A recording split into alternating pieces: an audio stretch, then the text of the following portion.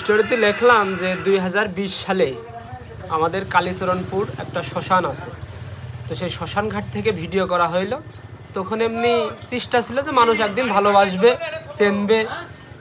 তো তখন তো মানুষ দেখতো না, ভালোবাসতো না, পাগল কইতো। আবার 4 বছর পর একই জায়গার ভিডিও, কিন্তু মানুষ অতিরিক্ত ভালোবাসলো, আবার ভাইরালও হইলো। মানে আমার ইচ্ছা শক্তি ছিল যে মানুষ আমার একদিন চেনবে, ভালোবাসবে। তো ওই জন্যই লিখলাম। এই জায়গা আসা অত সহজ হয়নি। আমরা ঘুরে বেড়াইছি, ভিডিও করেছি, মানুষ পাগল বলতো।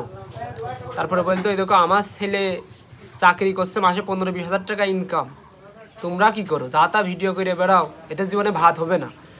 তো আল্লাহ দিলে এই 4 বছর হেনকের ভাতই খাচ্ছি, মানে এখান থেকে যেটুকু উপার্জন হয় বাড়ি ডাল ভাত খাই। তো যাই হোক, এই পজিশনে আসতে আমাদের একটু সময় লেগেছে, মানুষের ভালোবাসা পেয়েছি, আর আল্লাহ এই পর্যায়ে নিয়ে আসে। তো যাই হোক, সবাইকে বলবো যে আমাদের ভালোবাসবেন, আজাইরা পাবলিককে ভালোবাসবেন, আর যতদিন আপনারা ভালোবাসবেন ততদিনই আমরা আসি। সর্বশেষ যে কথাটা বলবো সেটা হচ্ছে, আমাদের নিয়ে যারা ফ্যাক অ্যাকাউন্ট খোলেন, ও ভাই, তারা বন্ধ করে দেন। আমরা কিন্তু কম কষ্ট করে, কম পরিশ্রম করে এই পর্যন্ত আসিনি। আপনারাও পরিশ্রম করেন, ইনশাল্লাহ সফলতা আসবে। আর পরিশ্রমই সফলতার চাবিকাঠি। এইটা হচ্ছে, হালকা একটু ভুল আছে, শুধু পরিশ্রম করলেই হবে না, হালকা একটু বুদ্ধি কাজে লাগাতে হবে। সে যাই হোক, সবাই আজাইরা পাবলিকের সাথেই থাকবেন।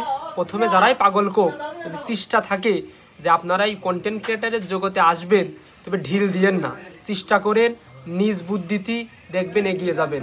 ধন্যবাদ। ওই ভিডিওই দেখছিলাম। যাই হোক রিজাউল ভাই, যাই হোক মেলা কথাই কয়ে ফেলালাম, ভুল হলেই মাফ করে দিয়েন। এটাই বাস্তব। হ্যাঁ।